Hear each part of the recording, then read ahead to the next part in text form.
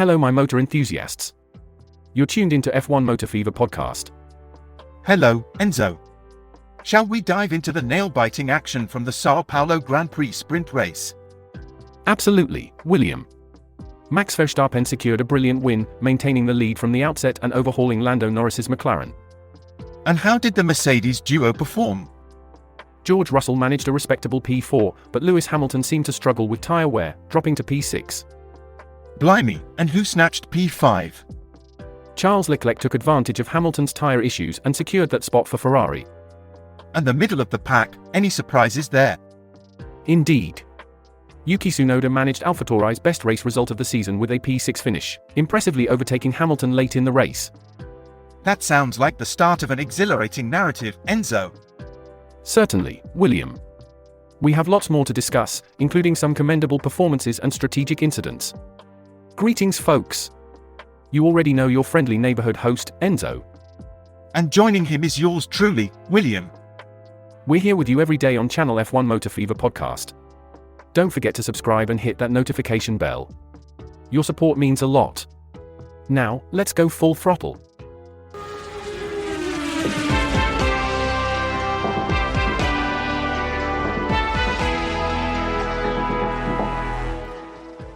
So, as we were discussing, Verstappen truly had an impressive run.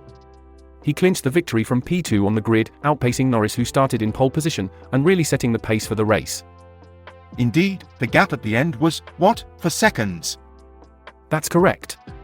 And Red Bull continued its strong performance with Sergio Perez securing third place. But Mercedes, well, they struggled a bit, didn't they?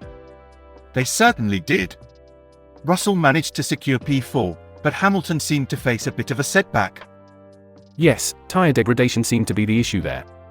He was looking set for P5, but ran out of rubber towards the end. And that allowed Leclerc to slide in and take P5, right? Exactly. Ferrari didn't have the best of days, though. Sainz secured the final point for P8, but Leclerc was 28 seconds behind Verstappen at the end of the 24 laps. Quite surprising. It's interesting to see this shift in dynamics, isn't it? Totally.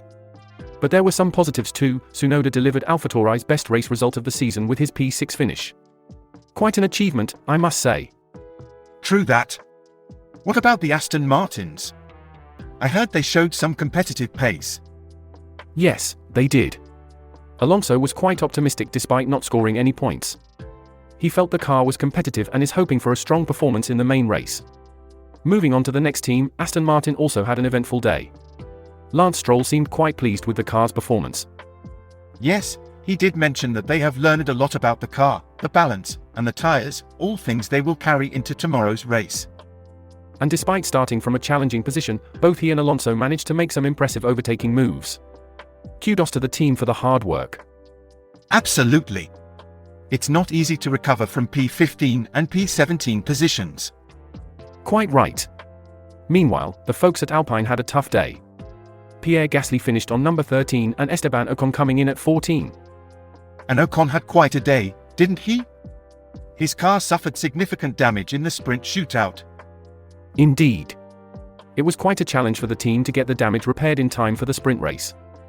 But they managed to do it, and Ocon drove a clean race, rising 2 positions to finish in 14th place. It really showed the team's grit and determination. Now, let's see how that reflects in the main event tomorrow. You know, Enzo, hearing about Gasly's challenges with rear grip and overheating tyres reminds me of a childhood incident. I was just a young lad fascinated with racing, and my father bought me a remote control car. As eager as I was to give it a good run, I quickly discovered the car wouldn't turn properly. The rear wheels had lost their grip, and the friction was overheating them.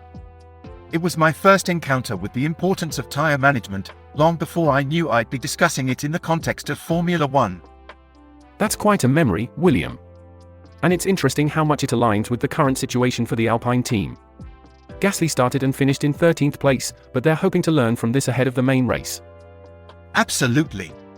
Now, it seems Haas had a very disappointing result. Both Magnussen and Hülkenberg saw themselves dropping towards the back of the pack as the race progressed. Yes, it's been a rough day for Haas. They started on used sets of medium tyres, going against the trend set by others around them. Unfortunately, it didn't pay off this time.